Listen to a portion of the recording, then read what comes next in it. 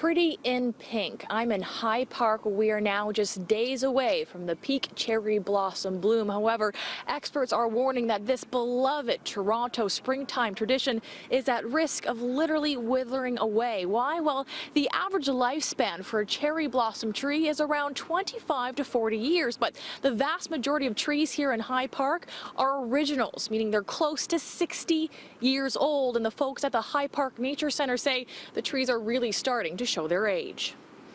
Some of the oldest ones, like you can really tell them they're pretty gnarly. And like that tree with the crack down the center of it, yeah, like it's just incredible to me that it still has blooms and leaves. I kind of can't believe it. And that bad boy's nearing 60 years old. Absolutely. You can see there's a lot of decay inside the tree. The wood is pretty soft. You can see there's damage from insects. And the split goes, all the way down. It's rotting. You're surprised to see something like this, yes, in a tree this old? Yeah, absolutely, absolutely. And so as soon as these start to die off, and they'll likely start to die off at around about the same time, then this tree or this hill won't have any more trees on it. So I think it's really important that we start replanting, and we do that very soon.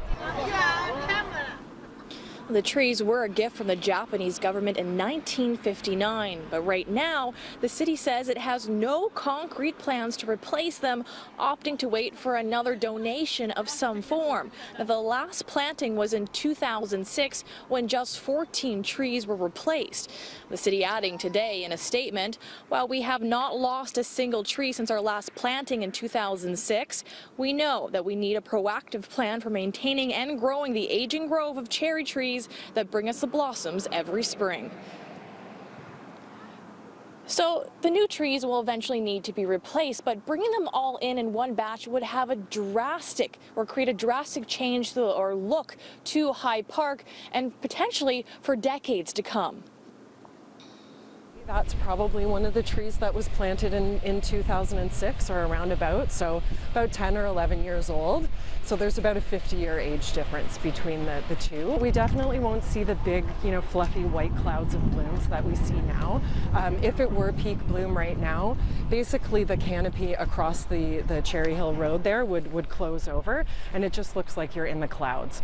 So it would be many years before the canopy would close over again with younger trees, and before we'd get that same cloudy effect. And if you remember, last year there was no peak bloom, and experts blame that partly on the tree's age. The weather was all over the map in April, including a frost, and the trees simply could not fully recover. And it turns out predicting this year's bloom has not been an easy feat either. The original prediction date for the peak bloom was around May 3rd, but now that's been pushed up significantly. So if you want to come to the park and enjoy the clouds of pink like our experts described there, your best bet is actually might just be Monday and Tuesday of next week.